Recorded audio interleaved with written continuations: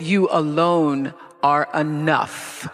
You alone are enough. Love who you are right now. And of course, I think that wanting to be your best self and setting goals and intentions is really major. Take a moment to look at what is really running through your mind about yourself that may be holding you back. The energy of the universe responds to positivity. And so if you're telling yourself you're not slim enough, you're not good enough, when that negative chatter starts in your head, stops, lean away from it. When you let those thoughts of not being enough seep in, you can't really act out the best of yourself. So your actions must be in alignment with all the goodness and strengths that you know to be true about yourself. It is your job to make yourself whole. Not perfect, but whole and full. Your real work in life, your real work, is to fill yourself till your cup runneth over, so that you're never grasping and needy, clamoring and insecure. What I know for sure is that in this world, time is a moving on, and it's our most valuable commodity. You can never get it back. So staying in that loop, playing it over and over in your head of hurt, only amplifies your pain. Let it go. Exhale, make room in your heart for something that is uplifting. Surround yourself with people who want the best for you. You have the ability to shift the DNA of your spirit and control how you perceive life. So why not lighten your load and let it go? I believe that when you're fully present, that's when you're actually fully alive. You're clearer, you're more calm, you're not distracted and able to experience all the nuance and wonder of a life more awakened. So when we can just tune into what's just in front of us, life becomes simpler and less crowded with the to-dos, the what-ifs and the why-nots. And when you need to focus on what to do or what to do next, the focus is just that. So deeper human connection comes from that way of operating in the world. And the now becomes your everything. Now, this is what I know, that it's one of the most impactful spiritual practices, knowing the power of now. Because the only moment we all have, you have, I have, is now. Past, already gone. The future, not even your next breath, guaranteed. Letting go of energy that's clouding your vision and holding you back. It's a life practice that I learned long ago that has freed me, so many ways. It's a fact that holding grudges against somebody who's done you wrong, or replaying, revisiting hurtful situations in your head over and over, only weighs you down and prevents you from being who you're meant to be right now. Because you're still energetically holding on to the past. The energy that you put into constantly rewinding to the resentment. Why did they do that? Why did they say that to me? I didn't deserve to be treated that way. All of that only keeps you stuck. It will never change what happened. You gotta press stop and reject the urge to keep replaying, so that you can then fast forward into the now for yourself. You know, a lot of people think that holding on to things that disempowered them is going to somehow magically turn it around. You have to release the notion, give up the hope that the past could have been any different. And you also must release the idea that people would do what you might do in any given instance. This is a big one. I had to learn and relearn before I actually got it. Expecting people to do what you would do in a situation only leads to your disappointment, not theirs. They're going on with their life. So let people be who they are, and either you accept it or you don't. Not doing that keeps you stuck in a circumstance that actually costs you time, costs you energy. And I can guarantee that oftentimes the person on the other side of the bitterness you're holding on to, they're not even thinking about you. In fact, they probably have just moved on.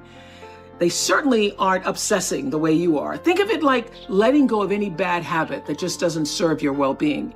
Not an easy task. Taking the road to a more enlightened, healthy existence never is. So This is what I want to ask you to ask yourself. Why am I holding on to this? How is this serving me? And really think about the answer. Maybe it makes you feel validated. Maybe it makes you feel righteous.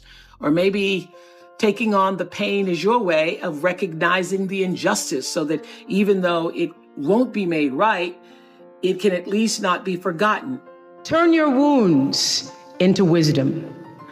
You will be wounded many times in your life. You'll make mistakes. Some people will call them failures. But I have learned that failure is really God's way of saying, excuse me, you're moving in the wrong direction. What is the truest, highest vision that you hold for yourself? No matter where you are in your life, there's always the next level. There's always the next level to the last breath. So I feel that I always knew that I would be done with the show when I felt like, oh, I've said as much as I could say here on this platform. So I feel that until you have used your value as a human being, you're not done. Life is like a wave, and you ride it through the ups and downs, the steady times, and then you anchor yourself in the storms. A mistake is a life experience designed to move you in a different direction. And a mistake might be more important to your supreme destiny than even a triumph.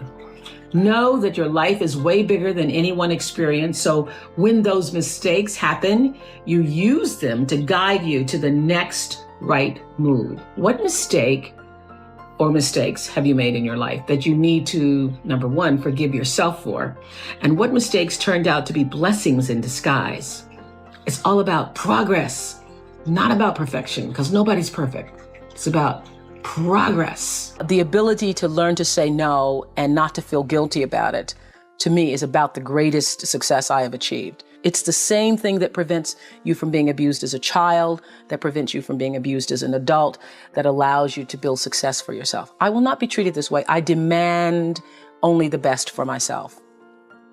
You are worthy to say no. That it's okay if you say no. It's okay if you say no and then people don't like you. That's really okay. The important thing is how you feel about what you're doing, how you feel about yourself.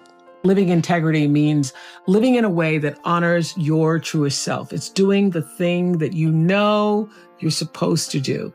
My friend Martha Beck says that deep down, we all know what makes us happy and how to create your best possible life. And that knowledge is actually coded into your very nature. But I also know how challenging it can be to listen and trust your own inner voice, especially when you feel the pressures of what everybody else thinks you're supposed to be doing.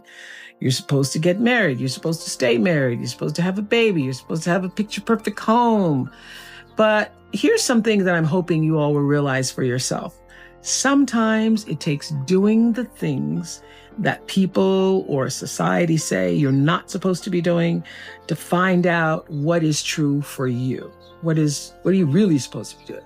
Be more in alignment with the truth for ourselves this week. Who you're meant to be, who you are right now. What have you been waiting and wanting to do? All those insights should fuel your decisions about how you move through the world right now. Pay attention to what makes you feel lit up from the inside.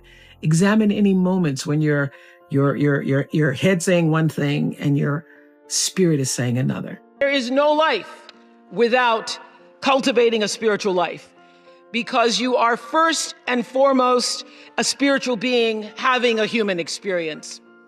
And if you lose sight of that, it's easy to get lost in the world, and no one can save a world that they're lost in when they've lost sight of their own North Star. So having a spiritual life actually means actively and ritually creating the space in your life all the time for gratitude, for kindness, for empathy, for inspiration, for joy, and for reverence for life in the home of your soul first. And then working to spread that inner joy outward. It means slowing down. It means taking in the moment. It means being exactly where you are, not distracted somewhere else. It means knowing who you are and getting about the business of fulfilling why you really came to our planet.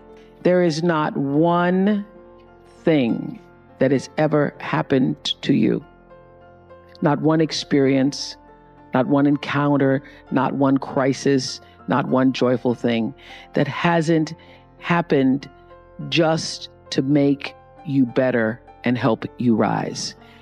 Every single thing you're calling in, whether you know it or not, when you figure out that you are calling it in, when you actually start meditating or praying or doing or having a spiritual practice, which is the number one thing you need if you want to be successful in the world. You need something that gives back and nourishes you, regardless of what you call that. You need to fill your cup so that you can be so full, your cup runneth over and you have enough to give to other people. If you don't fill your cup, you end up dried up.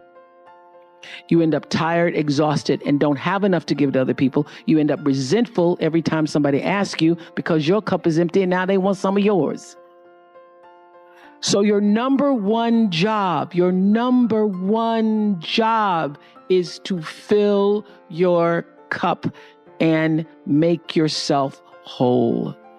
That's your job. You will find true success and happiness if you have only one goal. There really is only one, and that is this: to fulfill the highest, most truthful expression of yourself as a human being.